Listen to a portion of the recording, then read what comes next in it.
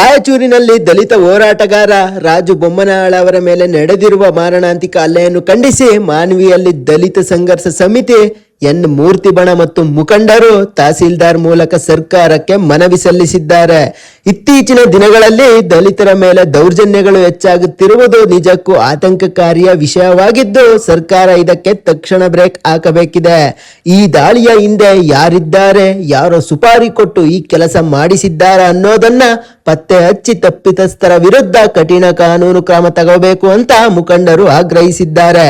ಗೂಂಡಾಗಿರಿ ಮಾಡುವವರನ್ನ ಸುಮ್ಮನೆ ಬಿಡದೆ ದಲಿತ ಸಮುದಾಯಕ್ಕೆ ಸೂಕ್ತ ರಕ್ಷಣೆ ನೀಡುವ ನಿಟ್ಟಿನಲ್ಲಿ ಸರ್ಕಾರ ಗಂಭೀರವಾದ ನಿಯಮಗಳನ್ನು ತರಬೇಕಿದೆ. ಕರ್ನಾಟಕ ದಲಿತ ಸಂಘರ್ಷ ಸಮಿತಿ ದಾದಾ ಸಾಹೇಬ್ ರಣಮೂರ್ತಿ ಶಾಸಕ ಹಾಗೂ ರಿಪಬ್ಲಿಕನ್ ಪಾರ್ಟಿ ಆಫ್ ಇಂಡಿಯಾ ರಾಷ್ಟ್ರ ಅಧ್ಯಕ್ಷರಾದಂಥ ರಾಯಚೂರು ಜಿಲ್ಲೆಯ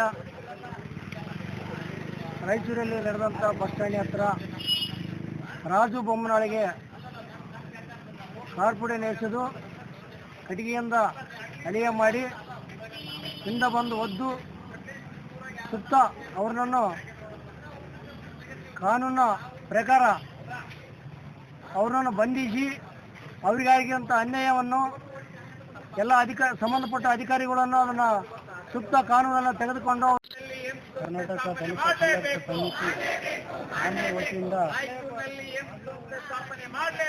ನಮ್ಮದೇನು ಉದ್ದೇಶ ಅಂತಂದರೆ ಇವರು ನಮ್ಮ ಸಂಘಟನೆಯ ಒಡನಾಡಿ ಅಥವಾ ಹೋರಾಟದ ರೂವಾರಿ ಆಗಿರ್ತಕ್ಕಂಥ ರಾಜು ಬೊಮ್ಮನಾಳ ಇವರ ಮೇಲೆ ಆಗಿರ್ತಕ್ಕಂಥ ಹತ್ಯೆಯನ್ನು ಖಂಡಿಸಬೇಕು ದಯವಿಟ್ಟು.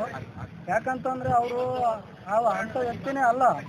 ಏನಪ್ಪ ಅಂತಂದರೆ ಅವರು ಒಂದು ಎಲ್ಲೇನ ದೌರ್ಜನ್ಯ ಅಥವಾ ಆಫೀಸ್ನಲ್ಲಿ ಏನೋ ಒಂದು ಅಕ್ರಮವಾಗಿ ಒಂದು ಏನಾದರೂ ನಡೀತದಂತಂದಲ್ಲಿ ಅವರು ಒಂದು ಹೆಜ್ಜೆ ಮುಂದೆ ಇರ್ತಾರೆ.